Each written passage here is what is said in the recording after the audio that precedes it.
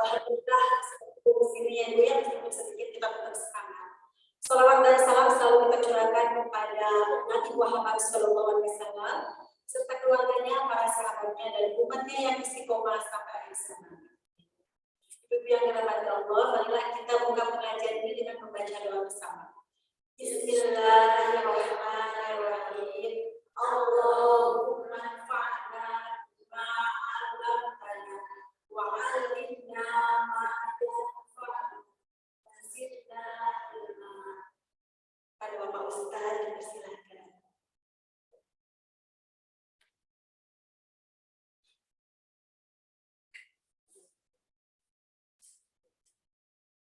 Assalamualaikum warahmatullahi wabarakatuh. Alhamdulillah wassalatu wassalamu ala Rasulillah wa ala alihi wa sahbihi wa mawala. Amma ba'du fa ya ibadallah usikum wa iyaya bitaqwallah fa innal jannata uiddat liman ittaqah. Ibu-ibu rahimakumullah, hari ini kita akan membahas surat Al-Hujurat ayat 15. Bagian pertama merupakan kelanjutan program tadabbur surat Al-Hujurat dari pertemuan yang lalu. Kita mulai dari tartibut tilawah atau bacaan ayatnya. A'udzu billahi minasyaitonir rajim. Innamal mu'minuna alladzina amanu billahi wa rasulih summa lam yartabu wa jahadu bi amwalihim wa anfusihim fi sabilillah ulaika humus shadiqun. Itu bunyinya ya, surat Al-Hujurat ayat 15. Innamal mu'minun, innama sesungguhnya hanyalah al-mu'minun orang-orang mukmin alladzina yang amanu telah beriman. Jadi dalam ayat ini dikatakan orang mukmin itu adalah orang yang beriman. Orang yang telah beriman. Kenapa? Karena pada ayat 14 yang lalu ada dusun Arab datang kepada Rasul menyatakan kami beriman.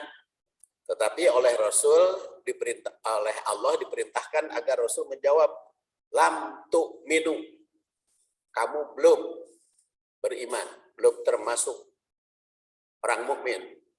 Akan timbul pertanyaan, kalau begitu orang mukmin itu seperti apa? Maka jawabannya, al-mu'minun itu alladzina amanu, orang yang benar-benar iman. Kalau orang yang hanya dibuktikan atau diucapkan belaka, menyatakan iman, tetapi kalau belum muncul dari lubuk hati yang mendalam, itu belum masuk. Makanya di sini dikatakan alladzina amanu billah, iman kepada Allah. Wa rasulih, dan iman kepada rasulnya. Summa kemudian lam yartabu, tidak ragu. Di sini penekanan summa yang menunjukkan satu kesatuan seperti amantu billah summas taqim.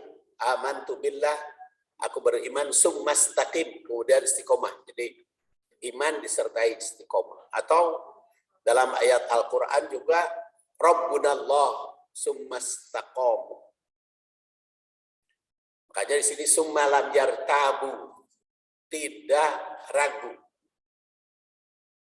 Wajahadu dan jihad bi amwalihim, dengan harta mereka, wa anfusihim, dan jiwa mereka. Harta dan jiwa bi amwalihim wa anfusihim fi sabilillah, di jalan Allah. Ulaika itulah mereka as-shadiqun, yang benar. Jadi terjemahnya, sesungguhnya orang mukmin yang benar, yang sebenarnya adalah mereka yang beriman kepada Allah dan Rasul-Nya, kemudian mereka tidak ragu, dan mereka berjihad dengan harta dan jiwa di jalan Allah. Mereka itulah orang-orang yang benar, orang yang shadiq.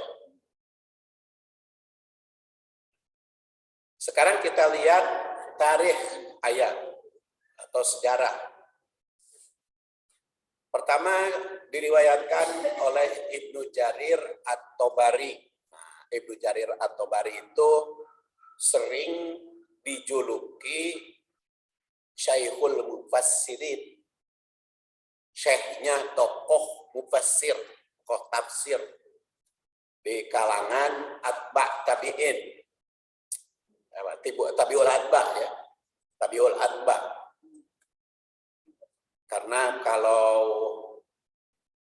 ditinjau dari sudut tobakoh, tingkatan para muhaddis atau para mufassir, yang pertama kan sahabat, yang kedua tabi'in, yang ketiga atba' tabi'in, dan yang keempat tabiul atba'. Disesuai dengan kelahiran. Ibnu Jarir At-Tabari itu termasuk tabiul atba'. Karena lahir 224, wafat 310 Hijriah. Jadi abad ketiga lahir, wafat di abad keempat. Berpendapat, secara historis ayat ini sangat berkaitan dengan pertanyaan sahabat tentang sifat mukmin. Rasul bersabda kepada dusun Arab yang mengaku dirinya beriman, yaitu dia lam tu'minu. Dikatakan oleh Rasul kepada dusun Arab yang mengaku beriman, lam tu'minu, belum beriman. Nah kan itu timbul pertanyaan, kalau sudah menyatakan kami beriman, kok disebut belum beriman? Timbul pertanyaan, kalau begitu seperti apa gitu yang beriman itu? Maka ayat 15 ini jawabannya. Innamal mu'minun, orang mukmin itu adalah yang beriman kepada Allah dan Rasul-Nya. Kemudian Al-Qurtubi yang wafat tahun 671 Hijriah, Al-Qurtubi ini orang Cordoba, orang Eropa ya, Cordoba, jadi Qurtubi. Berpendapat bahwa ayat ini sebagai bantahan pada orang yang dusun Arab yang mengaku beriman padahal enggan berjihad. Jadi ada orang itu sudah mengaku beriman, tapi ketika diajak jihad, karena rese, enggak hoream,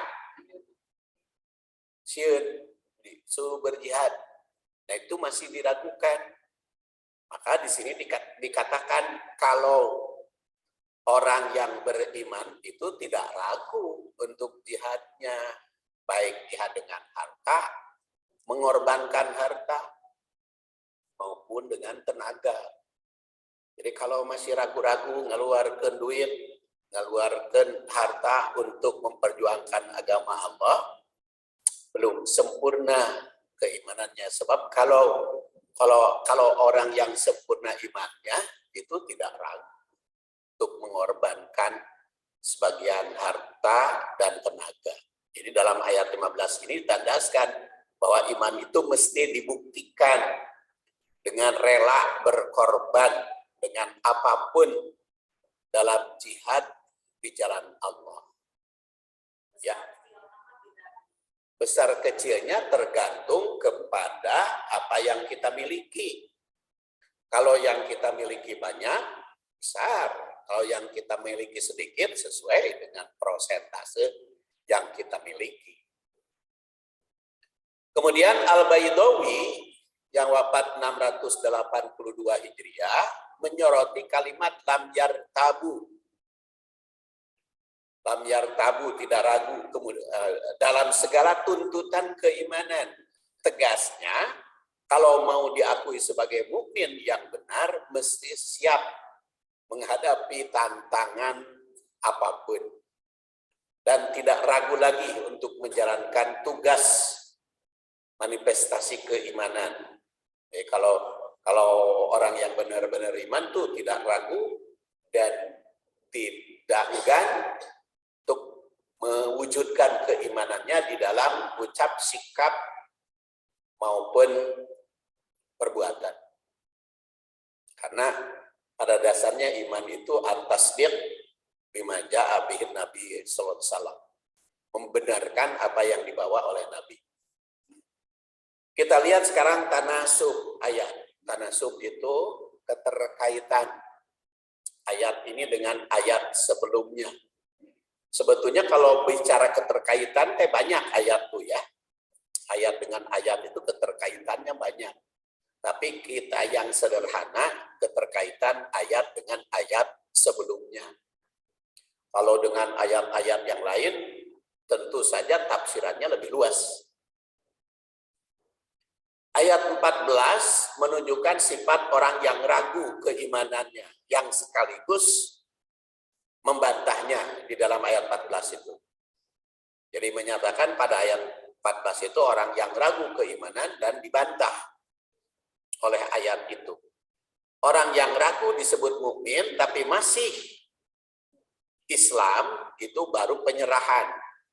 Jadi ada orang itu mengaku beriman, padahal belum iman, hanya masuk kepada golongan Islam, itu penyerahan.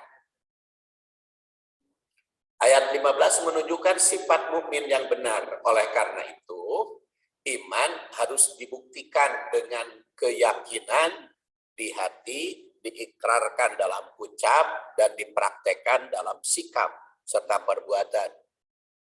Al-iman itu al-qaul bil lisan, i'tiqad fil jinan, wal amalu bil arkan.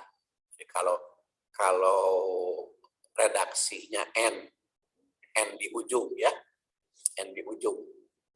Is al-qaul bil lisan, i'tiqad fil jinan, wal amal bil arkan.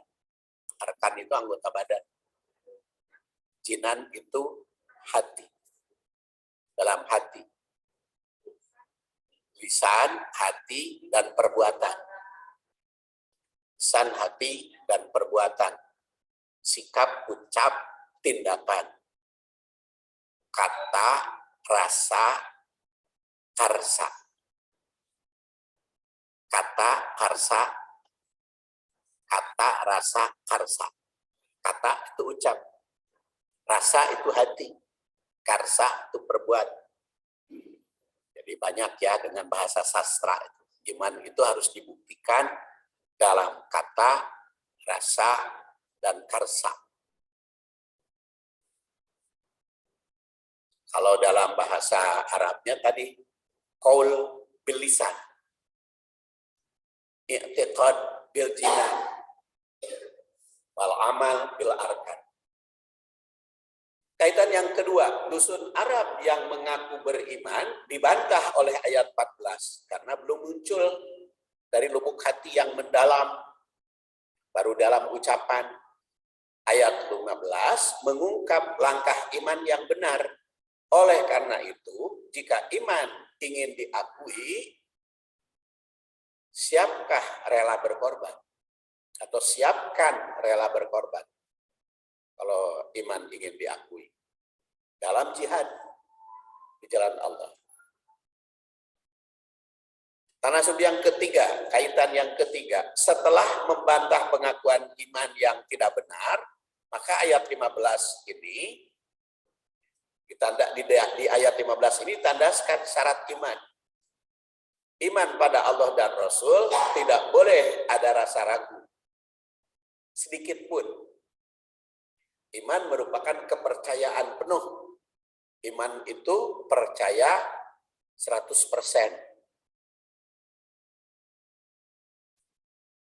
Keempat, keimanan yang benar bukan hanya tidak boleh ragu kepercayaan, tapi mesti siap berjihad dengan harta dan jiwa demi menegakkan agama Allah. Kelima, pengunci ayat 14 menandaskan sifat asma Allah. Pengunci ayat 15 di sini kan. Di ayat 15 dikatakan, Innallaha ghafurur rahim. Allah Maha Pengampun lagi Maha Penyayang. Pengunci ayat 15, ulaika humus shadiqun. Oleh karena itu, jika ingin mendapat ampunan Allah, harus jadi shadiq. Harus benar imannya. Atau ayat 14, jaminan ke ayat 15. Allah Maha Pengampun, lagi Maha Penyayang terhadap orang yang benar keimanannya. Atau kalau ingin mendapat ampunan dan kasih sayang Allah, harus benar imannya. Kan jaminan bagi orang yang benar iman mah masuk surga kan? Masuk surga. Yaitu man qala fi akhiri kalamihi la ilaha illallah dakhalal jannah. Barang siapa yang mengucapkan la ilaha illallah di akhir kalimat, masuk surga. Tapi kan kalimat la ilaha illallah di akhir kalimat itu baru bisa diucapkan oleh yang benar-benar beriman. Makanya kenapa kaum muslimin itu tidak rela masuk rumah sakit non-muslim? Karena bisi begitu maut di rumah sakit non-muslim, bukan la ilaha illallah. Karena kan kalau ada yang mau meninggal di rumah sakit non-muslim kan lagunya lagu mereka. Iya, dan lain sebagainya. Makanya kaum muslimin itu tidak rela hatinya kalau sakit masuk ke rumah sakit non-muslim. Karena bisi akhir kalamihi. Jadi ucapan terakhirnya bukan la ilaha illallah, itu kan khawatir. Makanya kaum muslimin sekarang berbondong-bondong mendirikan rumah sakit ya, supaya kaum musliminnya di akhir kalimatnya, di akhir kalamnya la ilaha illallah. Sekarang sudah berdiri lagi rumah sakit Muhammadiyah di kawasan Majalaya, rumah sakit Muhammadiyah. Di rumah sakit yang milik kaum muslimin itu semakin banyak. Kenapa? Karena di Indonesia kan mayoritas muslim. Ya tentu saja yang namanya mayoritas muslim pasti ingin kalimat terakhir waktu wafat kalimat la ilaha illallah, nggak mau kalimat-kalimat yang lain. Makanya nggak mau dirawat di rumah sakit non muslim tak pokoknya.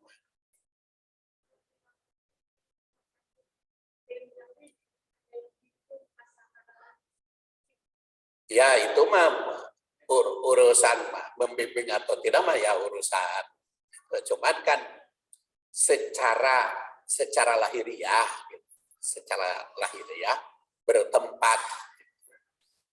Jadi kita bukan bicara hukum, dah urusan hukum nama kumaha Allah. Cuman kalau yang namanya usaha kan meninggal itu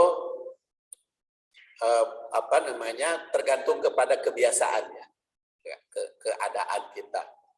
Jadi ada kaitan ingin mendapatkan kalimat terakhirnya, ada yang membimbing la ilaha illallah. Jadi bagaimana kalau ada yang membimbing? Ya tentu saja tergantung bimbingannya. Tapi tempat makanya ada keimanan itu ada iklim, ya. Keimanan, memelihara keimanan itu ada iklim. Ditinjau dari sudut pendidikan keluarga, kan keluarga juga ada iklimnya.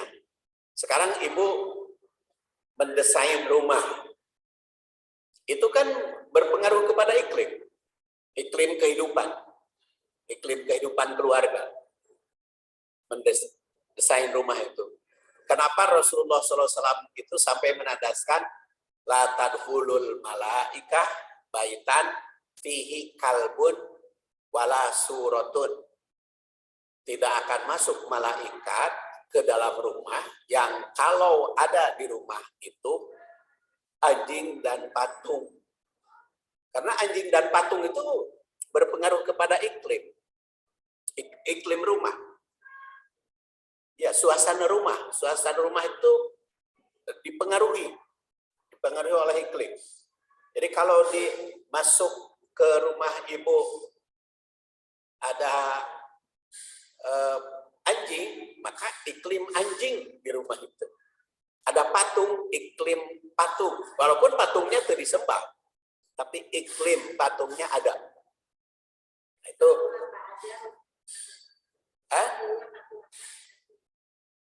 ya patungnya tergantung patungnya. Patung apa saja. Jadi kalau patung sesembahan, iklim patung sesembahan. Kalau patungnya patung Bali, iklim Bali yang ada kan. Tapi kalau patungnya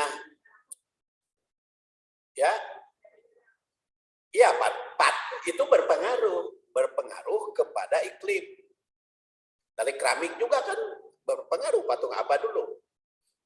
Jadi kehidupan di dalam rumah itu berpengaruh kepada iklim di rumah itu berpengaruh kepada kejiwaan kita. Makanya kenapa Rasulullah SAW mengajarkan di dalam perumahan itu rumah juga ditata. Kan dulu hadis sudah kita bahas ya.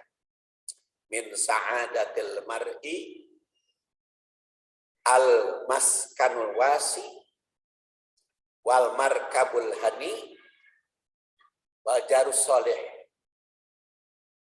Jadi di antara kebahagiaan dalam rumah tangga itu al-maskanul wasi, rumah yang leluasa sesuai dengan fungsinya rumah. Kemudian jarus soleh, tetangga yang soleh. Dan yang ketiga al-markabul hani, transportasi yang lancar serta komunikasi dan transportasi yang lancar itu berpengaruh kepada iklim keluarga. Jadi makanya innamal mu'minun, orang yang beriman itu di keimanannya dipengaruhi, walaupun ada yang kuat, ada yang tidak keimanan itu, ya. Tapi sekuat apapun keimanannya, kalau iklimnya berpengaruh kepada kekurangan iman, ada saja penyimpangan, umpamanya rasa, penglihatan, sebagainya. Jadi innama itu merupakan kalimat pengkhususan yang menafikan yang lain. Nah, jika tidak termasuk yang disebutkan, maka kesempurnaan iman berkurang. Jadi ayat yang diawali 8 ini menentukan keharusan. Yang jika terpenuhi berarti tidak terpenuhi. Tapi kalau terpenuhi akan terpenuhi. Ibnu Katsir yang lahir 700 wafat 774 berpendapat bahwa kalimat ini mengisyaratkan keimanan yang sempurna. Jadi makanya kalau Departemen Agama mengartikan innamal mu'minun itu sesungguhnya kesempurnaan atau iman yang sempurna. Tegasnya orang mukmin yang sempurna keimanannya adalah bila memenuhi syarat yang akan disebut. Hanya yang memiliki kriteria inilah yang termasuk mukmin. Jika tidak, maka tidak pula memiliki kesempurnaan. Jadi innamal mu'minun itu sebagai jawaban pernyataan ayat sebelumnya yang menegaskan bukan iman jika hanya dalam ucapan. Bukan iman yang sempurna kalau hanya dalam ucapan. Walaupun ucapan itu berpengaruh kepada keimanan. Makanya kenapa ucapan itu dibahas di dalam syariat Islam. Ucapan itu karena ucapan itu ada kaitan dan karena ucapan sahnya, karena ucapan dulu kan, sehingga suami ibu menjadi halal ke ibu karena ucapan orang tua dalam akad itu kan ucapan.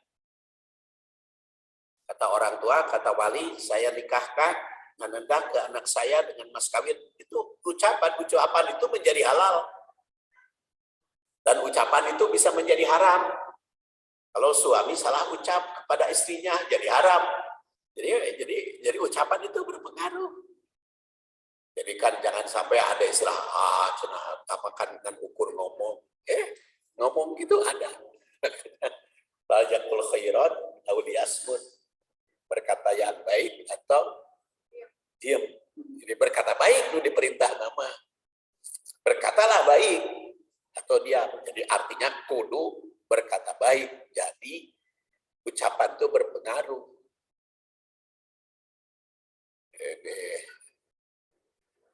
Makanya kalau ada yang ucap-ucap sembarangan itu harus diwaspadai gitu ya. Harus diwaspadai. Orang mukmin itu adalah yang memiliki syarat. Kata Asy-Syaukani atau Asy-Syaukani berpendapat, Syaukani itu wafat 1250 Hijriah. Iman di sini adalah yang sahih, yang benar dan murni, tidak bertentangan dengan hati dan lisan. Alladzina amanu billah wa rasulih, yang beriman kepada Allah dan Rasulnya. Orang mukmin hanyalah orang yang telah benar-benar iman pada Allah dan Rasulnya. Inilah syarat utama manusia diakui sebagai mukmin. Kata Al-Qurtubi, al-iman fil lughah at-tasdiq. Iman menurut bahasa tasdik, membenarkan. 100% tadi. Kata Al-Marwaji yang wafat 194 Hijriah, fa aslul iman wa tasdik billah wa ma jaa min indi. Asal pokok iman itu membenarkan Allah dan yang datang dari Allah. Membenarkan Allah dan yang datang dari Allah. Atau Abul Qasim mengatakan yang wafat 418, at-tasdiq bil qalb wal iqrar bil lisan wal amal bil jawarih. Atau tadi saya katakan at-tasdiq bil jinan wal iqrar bil lisan wal amal bil arkan.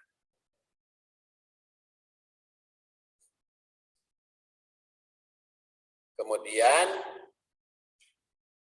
iman kepada Allah dan Rasulnya itu ditafsirkan oleh hadis Rasul Shallallahu Alaihi Wasallam, sebagaimana diriwayatkan oleh Ibnu Umar. Ibnu Umar itu wafat tahun 73 Hijriah. Jadi saudara ipar Rasul. Dahuan kata orang Sunda. Kenapa? Dahuan, saudara ipar, kenapa? Karena Rasul nikah dengan adiknya, adik Ibnu Umar. Siapa namanya? Hafsah. Hafsah kan putri Umar bin Khattab. Ini kakaknya Abdullah bin Umar. Jadi banyak keluarga Rasul itu ya. Kata Ibnu Umar, anna Jibril alaihissalam qala lin Nabi, berkata kepada Nabi, mal iman. Apa itu iman ya Rasul? Qala, maka Rasul menjawab, antu mina billah, beriman kepada Allah, wa malaikatihi wa kutubihi wa rusulihi wa yaumil akhir wa bil qadari khairihi wa syarrihi. Apal terjemahnya. Iman itu iman kepada Allah, malaikat, kitab-kitab, rasulnya, yaumul akhir, dan qada qadar. Hari akhir dan qada qadar, baik maupun buruk, itu datang dari Allah. Dan Jibril itu sodakta, membenarkan. Sehingga kata Ibnu Umar, pata'ajabna, kami kok merasa aneh, kagum. Minhu, dari ucapan dia itu. Karena apa? Yas'aluhu wa yusaddiquhu, dia bertanya dan kemudian membenarkan. Maka Nabi SAW bersabda, daka Jibril atakum yu'allimukum ma'alima dinikum. Datang kepada kalian karena ingin mengajarkan ilmu agama. Jadi kadang-kadang Jibril itu menyampaikan wahyu dengan cara berdialog dan menampilkan diri, menampilkan fisik manusia. Ada wujudnya.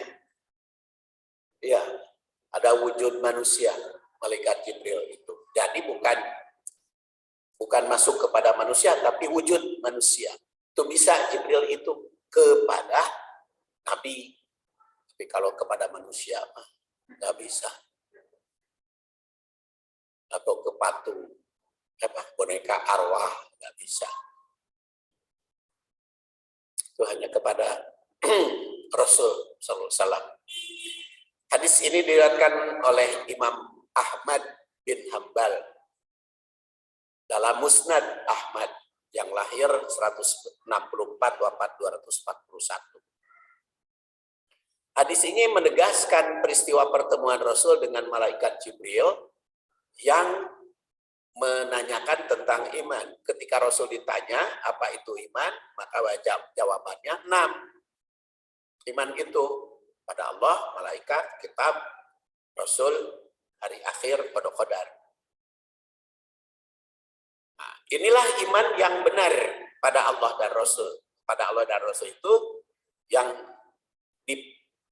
ditafsirkan oleh Rasulullah 6 perkara. Jadi keimanan itu atau kepercayaan 100% itu pada 6 ini.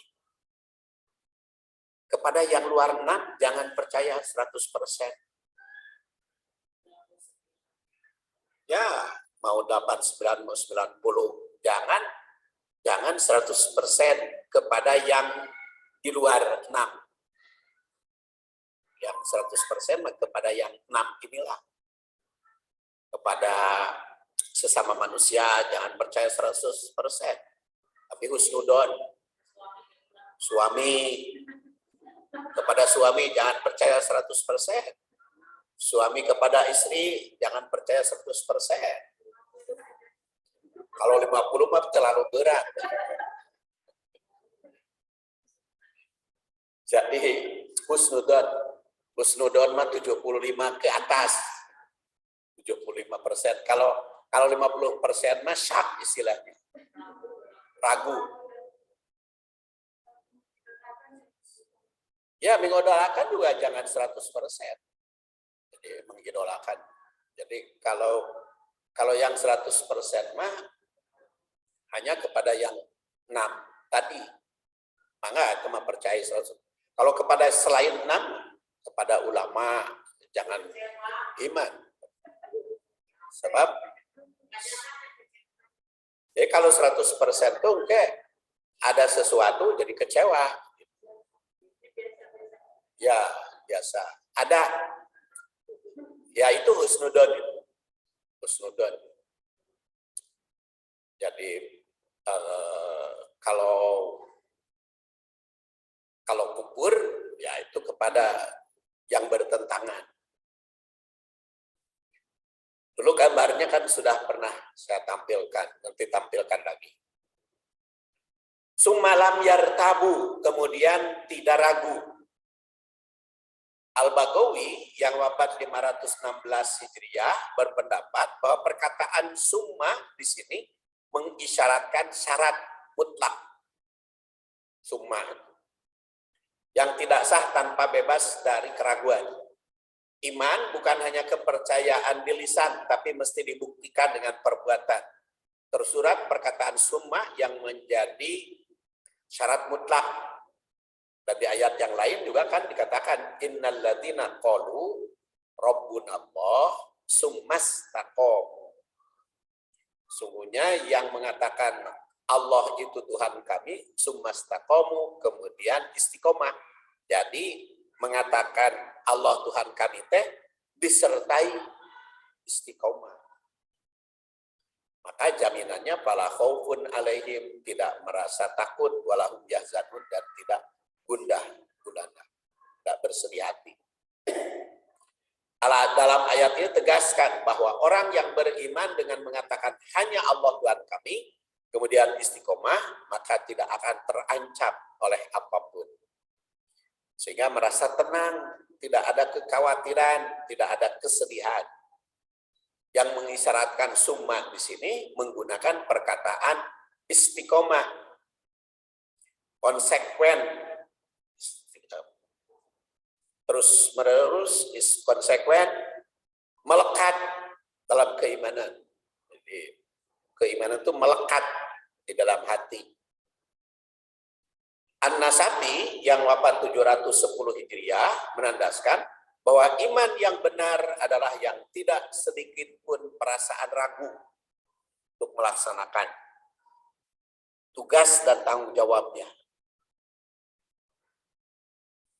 Iman tidak ragu juga menegaskan bahwa iman yang benar adalah tidak tersirat sedikit pun keraguan dalam melaksanakan agama. Kata Ibnu Katsir, iman itu mengandung konsekuensi, tidak boleh disertai keraguan atau kegoncangan jiwa dalam menjalankan Islam. Tingkat kepercayaan manusia paling rendah itu kan kufur dan paling tinggi iman. Tengah-tengah roib, syak, ya. Nah ini gambarnya pernah saya tampilkan pada waktu yang lalu. Kepercayaan 0% itu namanya kufur. Ya, kufur itu tidak percaya 100%, menolak. Kemudian agak naik, roib. Roib itu banyak ragunya daripada kepercayaan. Terus syak itu tengah-tengah, 50% percaya, 50% curiga, itu syak bahasa Arabnya. Syak. Don itu percayanya 75% ke atas, itu don. Makanya yang dilarang itu dalam Quran suudon. Dan diperintah husnudon. Jadi suudon itu 75% nganggap jelek. Bukan nganggap jelek semua, bukan. Suudon itu. Kalau nganggap jelek semua mah kufur ya. Kalau husnudon nganggap lebih banyak baiknya dianggap. Lebih banyak percayanya. Makanya tadi antara suami dan istri husnudon. Kalau paling tinggi yakin. Yakin itu kan ada 3 tahap. Ada ilmu yakin. Yakin berdasar ilmu. Ada ainul yakin berdasar fakta mata, ada hakul yakin berdasar kebenaran. Paling tinggi itu sudah ke hakul yakin itu. Sudah dekat ke iman. Nah, dibuktikan. Ya. Kalau ilmu yakin mah ilmu. Menurut ilmu yakin. Menurut ilmu saya yakin ibu-ibu yang ada di sini perempuan semua. Menurut ilmu. Kalau menurut Ainul yakin mata hanya saya, satu istri saya yang Ainul yakin. Jadi itu bedanya ilmu yakin dengan Ainul yakin. Kalau hakul yakin itu sudah kepada keimanan. Jadi kalau berdasar ilmu yang kita pelajari. Jadi makanya kepada ilmu juga begitu. Kalau ini Quran, ini hadis, sahih hadisnya iman. Tapi kalau hadisnya diragukan, ya ragu. Sekarang bulan Rajab banyak tersebar di WhatsApp.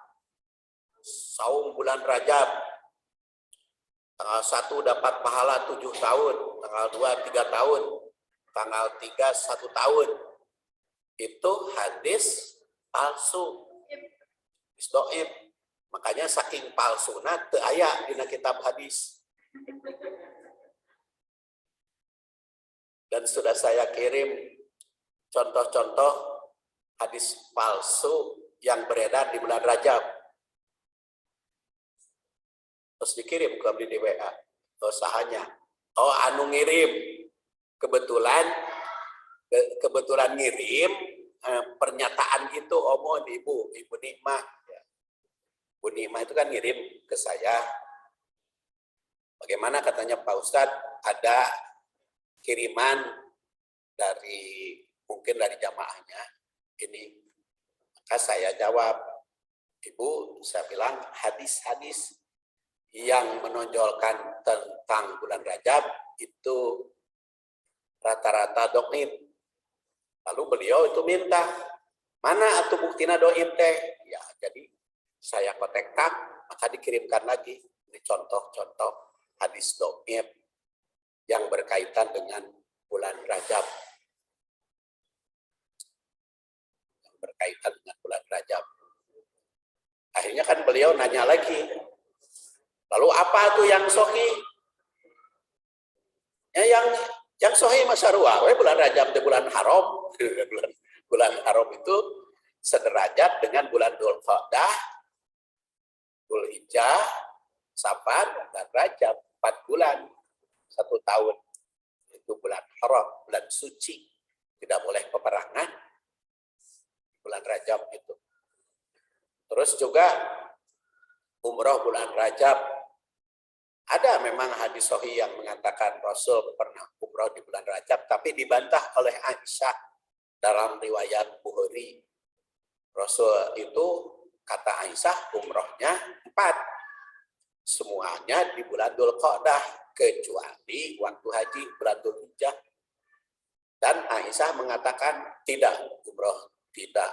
Rasul tidak berumroh bulan Rajab. Bukan tidak boleh. Jangan dijadikan alasan. Ya kapan we umroh masal sena. Kapan we sal sena. Hari ayeuna umrohna keur mahal. Ya udah nyumbang we. Kan barang butuheun. Kalau umroh keur mahal kan 40 juta sekarang mah umroh teh. Sudah santuni we yang butuheun. Sekarang banyak yang mau butuheun disumbang ya. Disumbang sekolah. Jadi sedekah itu kan infak itu ada yang konsumtif, ada yang produktif.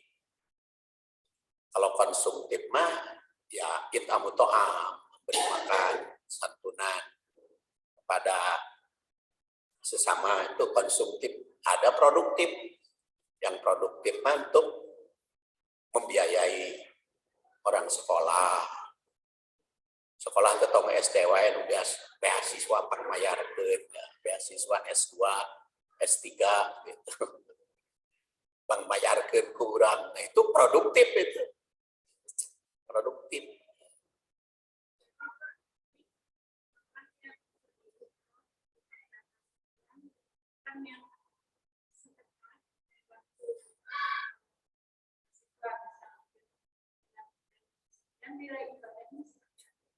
Ya, nilai otomatis kalau atau menyantuni membiayai mahasiswa mah produktif gitu. Jadi produktif itu menghasilkan kalau menghasilkan orang. Jadi hari ukuran pahala mah biar Allah Subhanahu wa taala yang menilai. Cuman masa pandemi ini kaum muslimin itu lagi diuji hararese umroh.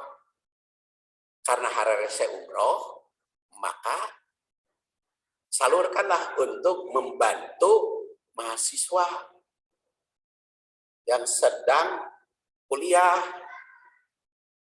Di Al-Muhajirin mah ada tuh Jajang itu dia mau masuk S2.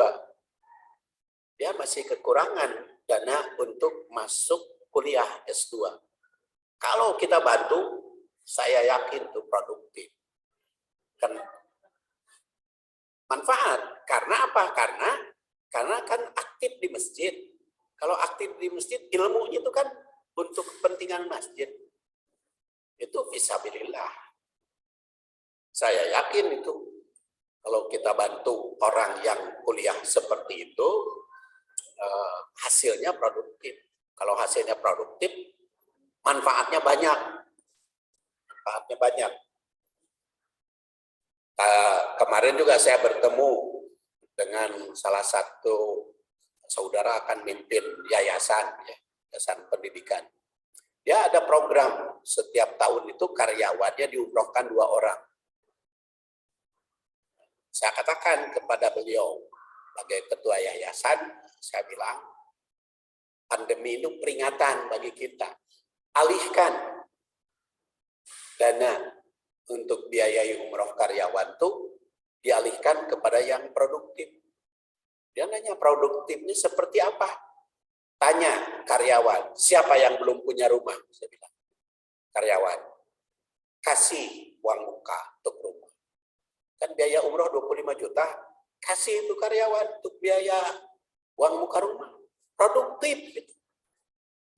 Kalau dia punya rumah, tanya anaknya, masih sekolah enggak? Tanggung biayanya. Bila mana perlu sampai dokter. Itu produktif. Itu wakaf yang produktif. Yang masih kurang di kita. Yang wakaf seperti itu. Jadi masih banyak di kita itu yang wakaf kepada konsumtif. Yang produktif itu kurang. Makanya kita alihkan. Karena di sini dikatakan iman itu lam yartabu. Tidak ragu untuk jihad fisabilillah dengan harta.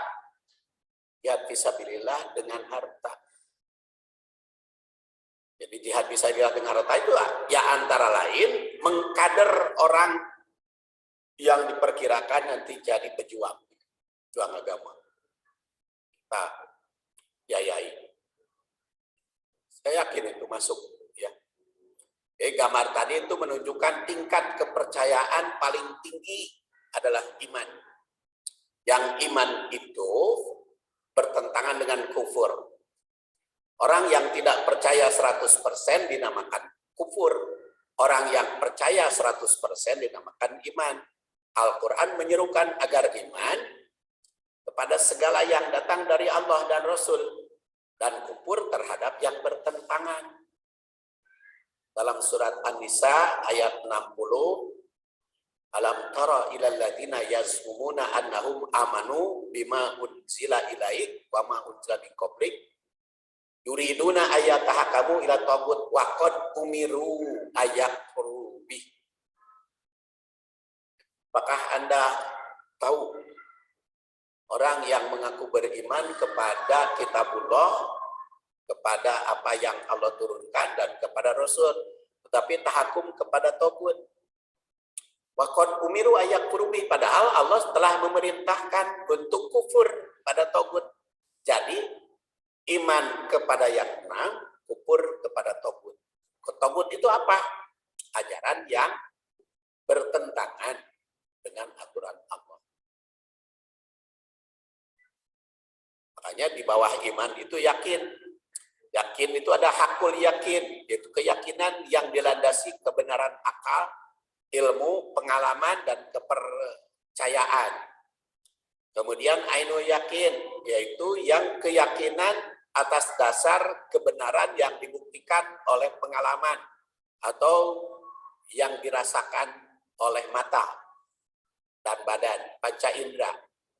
Ilmu yakin, yaitu keyakinan yang dilandasi atas kebenaran ilmiah. Ilmu yakin.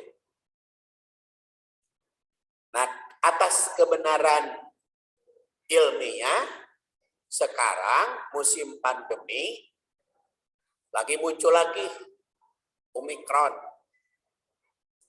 Kemarin itu berapa? 17.000 ya. Kemarin itu 17.000 orang meningkat. Bandung itu naik 10 kali lipat. Itu kita percaya. Percaya apa? Percaya keilmuan. Tapi berseliwer kemana? Pandemi, bukan pandemi apa? COVID-19 itu hanya flu biasa, tidak ada bedanya dengan flu yang lain. Itu menurut sebagian orang.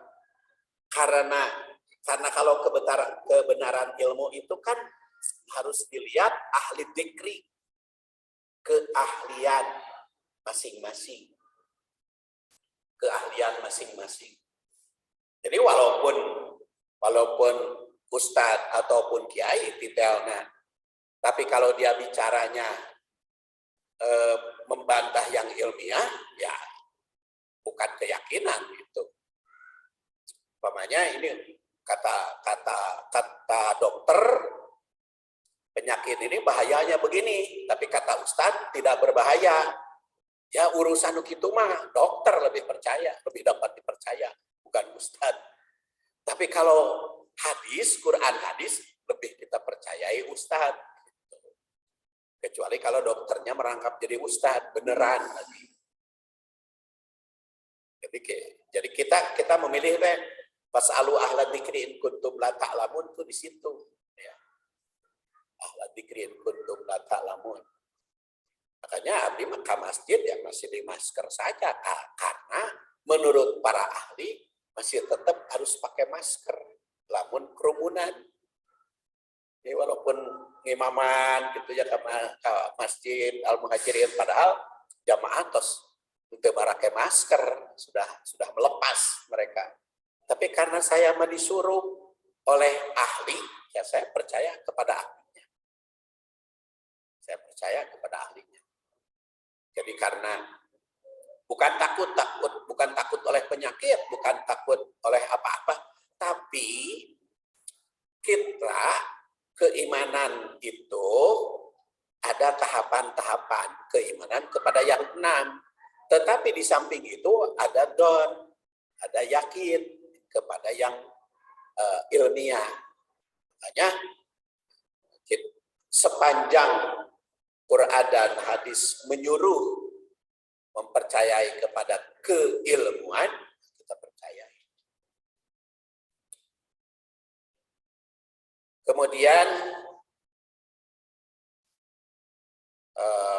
seorang sahabat itu menghadap Rasul, hadis riwayat Ahmad, ya Rasulullah, murni fil Islam bi amrin la as'alu anhu ahadan ba'daka. Qala qul amantu billah summastaqim. Dalam riwayat Ahmad ada seorang sahabat menghadap kepada Rasulullah, ya Allah perintah aku dalam Islam yang simple perintahnya, gampang dikerjakan, mudah diucapkan. Maka Rasul bersabda, "Qul, katakan olehmu, amantu billah, aku beriman kepada Allah. Summastaqim, kemudian beristiqomahlah." Seorang sahabat meminta nasihat yang ringkas tapi mantap, maka Rasul memerintah agar menyatakan sebagai mukmin dan konsekuen dari keimanannya. Nah, wajahadu tadi, lam yartabunya itu wajahadu. Jihad itu apa? Ini pernah saya bahas ketika hadis jahidu bi amwalikum wa anfusikum. Pada dasarnya, al-jihad itu doa ila dinil haq. Mengajak orang kepada agama Allah. Jadi kan dulu sudah saya bahas ya, ada iman, ada hijrah, ada jihad. Iman tadi sudah jelas kepada yang 6 perkara. Hijrah, perbaikan diri. Dan meninggalkan yang bertentangan dengan iman. Itu hijrah. Jihad apa? Memperbaiki orang. Itu jihad. Kita ekonomi masuk jihad atau tidak? Tergantung ekonominya kumaha. Kalau ekonominya memberikan hasilnya untuk perjuangan agama Allah, baru masuk jihad. Saum itu jihad belum? Bukan. Kalau saum iman. Karena melaksanakan perintah Allah. Jadi kalau menjauhi larangannya, itu hijrah. Jihadnya mana? Memberikan bantuan kepada pihak lain, orang yang miskin, kita bantu sehingga jadi kaya, itu unsur jihad. Dan sehingga menjadi baik. Jadi kalau jihad mah, ada objek yang kita bawa. Ada objek orang yang kita hasilkan. Jihad itu begitu. Jadi kalau secara simpelnya begitu. Jadi iman itu keimanan kepada yang 6 perkara dan dimanifestasikan di dalam kewajiban-kewajibannya. Hijrah, perbaikan, terus menerus diri. Jihad, membawa orang kepada orang sehingga orang baik. Ibu datang ke masjid, Baitur Rahim, rajin, dan perbaikan itu rajinnya karena keimanan. Perbaikan terus-menerus, bertambah ilmu, itu hijrah. Tapi kalau membawa orang, mengajak orang ke sini, itu mengandung unsur jihad. Mengajak orang. Atau memperbaiki orang. Itu adalah jihad. Jihad itu perjuangan seperti itu. Makanya jihadnya rada berat. Karena ada tantangan. Ya tantangan dari orang kan. Dan orang yang tidak pernah berjihad, man mata walam yatsu walam yuhadis bihi nafsahu mata ala syubatin min nifaq. Kalau tidak pernah berjihad, kade bisi mati dalam keadaan munafik. Ya, jihad itu harus tetap diperjuangkan. Ya, di hadis ini mengecam keras orang yang mengaku beriman tapi tidak berjihad. Jika kabur mati, boleh jadi matinya dalam keadaan munafik. Jadi jika iman lebih pada perbaikan pribadi, kalau jihad mah perbaikan orang, atau mengajak orang. Bersambung karena sudah jam 3. Kita akhiri saja perjumpaan kita pada hari ini. Insya Allah nanti kita akan bertemu lagi dengan pertemuan kajian ayat 15 bagian yang kedua. Subhanakallahumma wa bihamdik asyhadu an la ilaha illa anta astaghfiruka wa atubu ilaik. Assalamualaikum warahmatullahi wabarakatuh.